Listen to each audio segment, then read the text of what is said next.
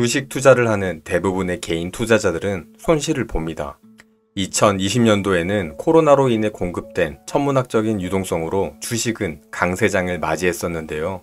당시 동학개미운동이라고 불릴 만큼 수많은 개인 투자자들이 주식에 입문하는 계기가 되었습니다. 하지만 증권사의 통계 자료에 따르면 2022년도에 개인 투자자들의 평균 수익률은 마이너스 25%라고 합니다. 증시가 약세장에 접어들자 대부분의 개인 투자자들은 손실을 기록한 것인데요. 기관과 외인들에 비해 정보력과 자금력이 부족한 개인 투자자들은 어떻게 해야 주식 투자로 돈을 벌 수 있을까요? 남들이 모르는 정보로 돈을 벌 수 있을까요? 아니면 차트 분석으로 앞으로 일어날 주가의 방향을 예측해야 할까요? 하지만 특별한 재능이나 촉이 있는 게 아니라면 상기 방식으로는 주식시장에서 끝까지 살아남기는 어려울 것입니다. 그래서 오늘은 한국의 워렌 버핏이라고 불리는 대한민국의 최고의 주식 투자자로부터 주식 투자 비법을 배워보려고 합니다. 그는 초기 자본금 4,500만 원으로 주식 투자를 시작하여 2천억 원대의 자산을 일군 박영옥 대표입니다. 박영옥 대표는 증권가에서 일하다 전업 투자자로 전환한 후 무려 10년 동안이나 연 50% 이상의 수익을 낸 한국 주식 투자계의 전설 같은 사람입니다. 박영옥 대표는 30여 년에 걸친 주식 투자의 정수를 담아 투자 10계명을 완성했는데요. 오늘은 이 투자 10계명에 대해 말씀드리려고 합니다. 오늘 이 영상을 끝까지 봐주시기 바랍니다. 박영옥 대표의 책 주식 투자 절대 원칙과 강의를 10번 이상 보고 들은 것처럼 만들어 드리겠습니다. 본론으로 들어가 보겠습니다. 박영옥 대표의 책 주식 투자 절대 원칙 서문에서 가장 강조한 것이 주식 투자의 본질을 잊지 말라는 것인데요. 주식 투자의 본질은 바로 기업의 지분 투자를 통해 성과를 나눠 갖는 것입니다. 너무나 당연한 이야기지만 저를 포함한 수많은 개미 투자자들은 이를 잊고 단기간에 이익에만 정신이 팔려 부안해동하며 주식의 매매 차익에만 관심을 쏟는 경우가 부지기수입니다. 이러면 당연히 주식 투자는 투기와 같은 방향으로 흘러가고 시장의 먹잇감이 될 수밖에 없습니다.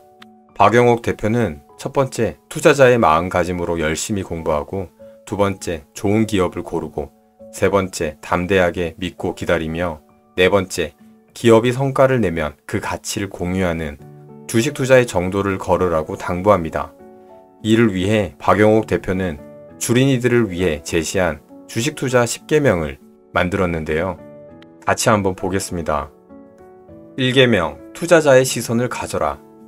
투자자의 시선으로 세상을 본다는 것은 바로 누가 세상을 움직이며 사회적 부를 가져가는지를 간파하라는 것입니다.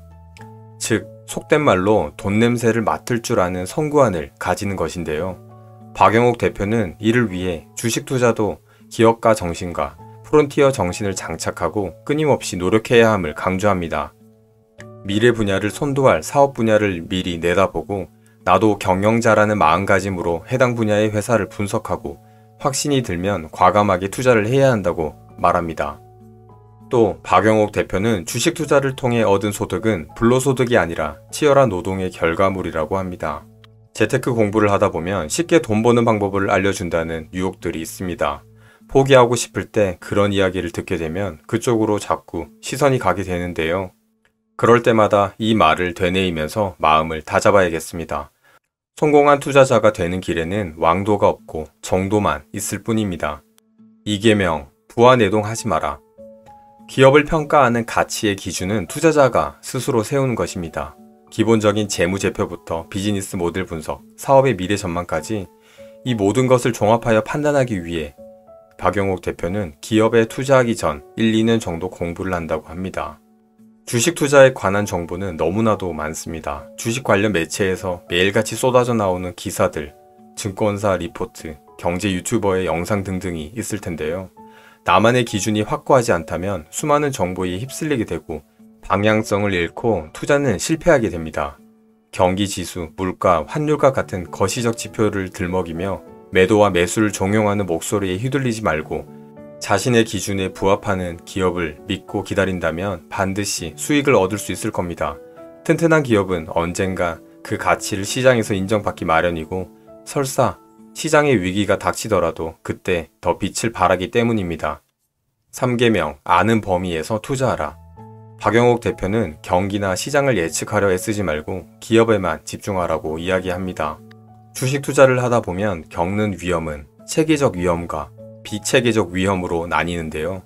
체계적 위험은 금융위기, 코로나 팬데믹 같이 거시경제의 위험을 뜻하고, 비체계적 위험은 개별 기업의 사업 실적 악화, 사고 등을 뜻한다고 합니다. 개인뿐만 아니라 세상 누구라도 거시경제를 정확히 예측하고 체계적 위험을 대응하는 건 불가능합니다. 그렇지만 비체계적 위험은 해당 기업을 충분히 공부한다면 예측 가능합니다. 그리고 경쟁력 있는 1등 기업은 거시경제의 위기 때 경쟁 기업이 망하는 와중에 살아남아 독점적 지위를 획득하고 크게 성장합니다. 투자하기 전 내가 그 기업과 사업 분야에 대해 충분히 아는지 판단하기 위해 스스로 6개의 질문을 해볼 필요가 있습니다. 첫 번째, 기업이 속한 산업의 향후 전망은 어떠한가? 두 번째, 비즈니스 모델이 명확한가? 세 번째, 재무 구조가 안정적이고 심플한가? 네 번째, 적당한 수준의 배당을 해왔는가? 다섯 번째, 공시를 성실하게 하는가? 여섯 번째, 경영자가 누구인가? 6개의 질문에 확실하게 답할 수 있다면 이제 가장 중요한 마지막 질문에 답해봅니다. 저평가되어 있나?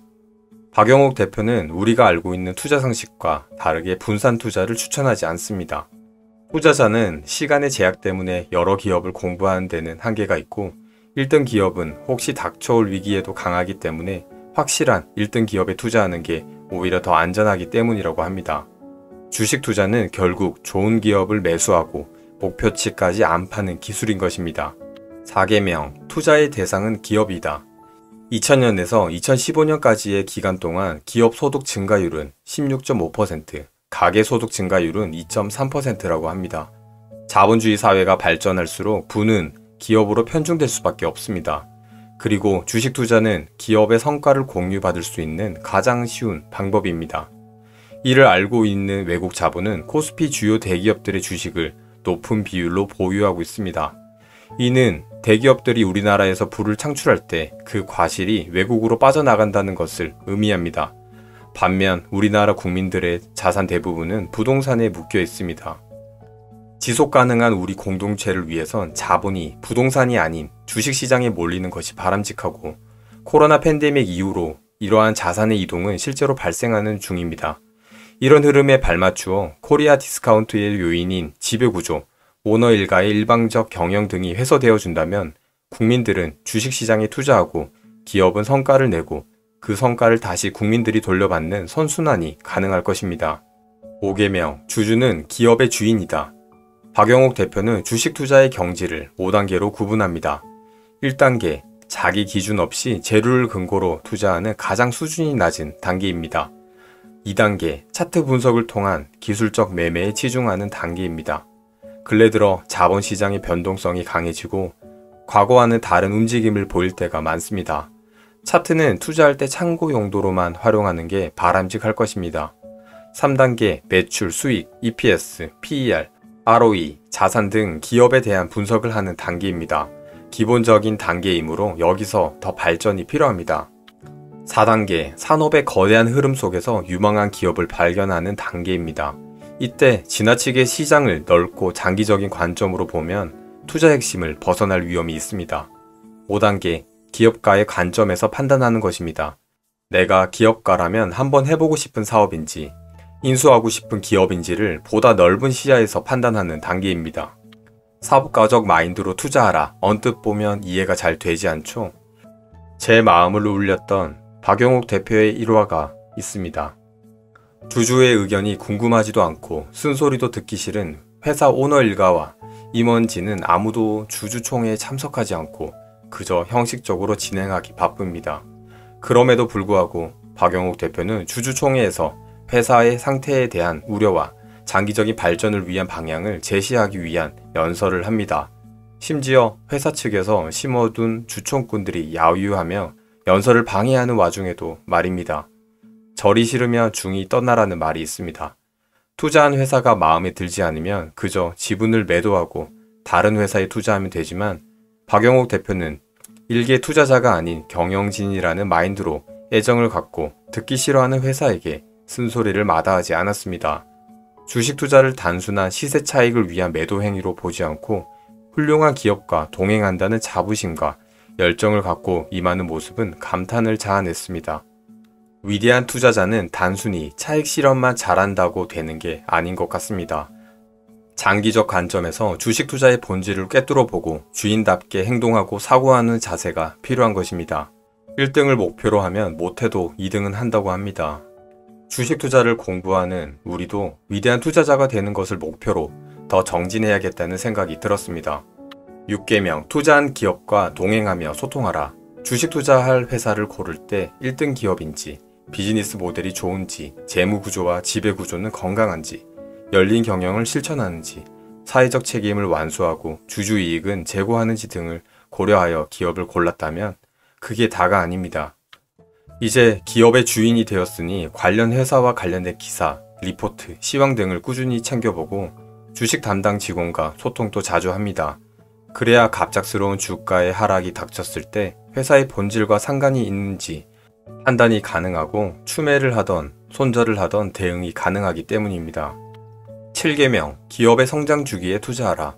저자는 개인이 거대한 시장 상황을 예측하는 것은 불가능에 가깝다고 이야기합니다. 중개 수수료로 돈을 버는 증권회사와 관계자들은 끊임없이 시황 분석 등을 제공하며 개인에게 시장 상황을 예측할 수 있을 거란 착각을 심어주고 시장 상황 변동에 따라 지속적으로 매매를 하도록 유도합니다. 그렇다면 무작정 장기 투자를 해야만 하는 것일까요? 박영욱 대표는 단기 매매보다는 그나마 괜찮지만 이도 무책임한 투자 방법이라고 이야기합니다. 기약 없는 기간 동안 무슨 변수가 생길지는 아무도 알 수가 없습니다. 박영욱 대표는 오직 기업에만 집중하고 그 기업의 시간, 즉 성장 주기를 예측하라고 합니다. 시장의 사이클 주기를 예측하는 것과 달리 개별 기업의 사이클 주기를 예측하는 것은 충분히 가능한 일입니다. 바로 기업이 투자를 위해 씨를 뿌리고 이 때문에 이익이 감소해 저평가를 받는 구간에 매수하고 담대하게 시간을 갖고 기다려 성과를 꽃피우는 시기에 매도하는 전략입니다. 간단해 보이지만 이러한 투자 방식은 오로지 시간의 제약이 없고 매매의 자유가 있는 개인 투자자에게 특화된 투자 방식이라고 하니 항상 되뇌이며 명심해야겠습니다. 8계명 주식 투자는 농사다. 애써 좋은 기업을 투자했다 하더라도 회사가 성장할 때까지 투자자는 무수한 유혹에 흔들리게 됩니다. 박영욱 대표는 주식 투자를 농사라고 생각하고 신중하게 씨를 뿌렸다면 작물이 자랄 때까지 인내심을 갖고 동행하고 계획대로 파종하는 게 중요하다고 이야기합니다. 다른 종목이 급등하고 내 기업은 소외받는 와중에 불안과 탐욕, 질투와 시기가 투자자의 마음을 옥죄일 것이 분명하지만 담대한 농부의 마음으로 이를 다스려야 한다고 합니다. 실패하지 않는 주식 투자는 주인 정신, 회사와의 동행과 소통, 여윳돈으로 시간을 가지고 투자하는 세 가지 요소가 갖추어져야 한다는 것을 명심해야 합니다. 9계명 투자 기회는 항상 있다.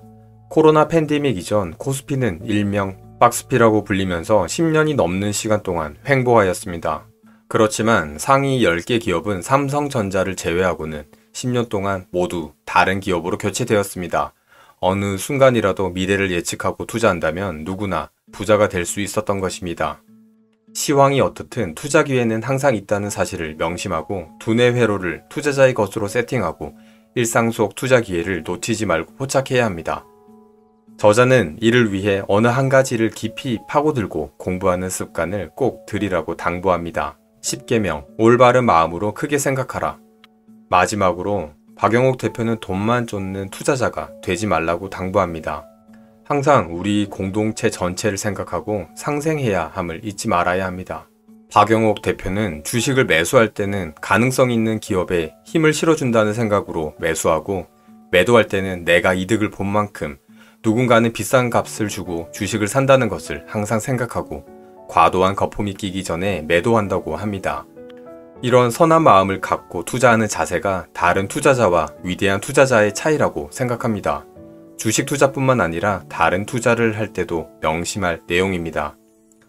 그리고 박영욱 대표는 적어도 40대까지는 자기 일에 최선을 다하며 치열하게 경험을 쌓고 고민을 많이 하고 자기를 다스리고 이치를 깨달아 투자자가 될 자질이 형성되니 쉽게 전업 투자자의 길로 들어서지 말라고 합니다. 어떠셨나요?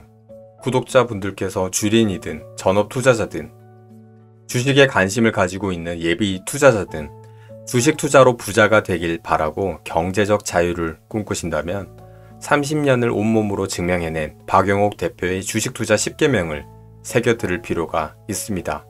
주식 투자 10계명을 마지막으로 정리해보면 1계명 투자자의 시선을 가져라. 2계명 부하내동하지 마라.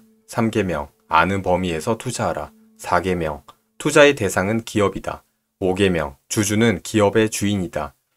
6계명 투자한 기업과 동행하며 소통하라. 7계명 기업의 성장 주기에 투자하라. 8계명 주식 투자는 농사다. 9계명 투자 기회는 항상 있다. 10계명 올바른 마음으로 크게 생각하라. 오늘도 여러분들의 풍요로운 삶을 응원합니다.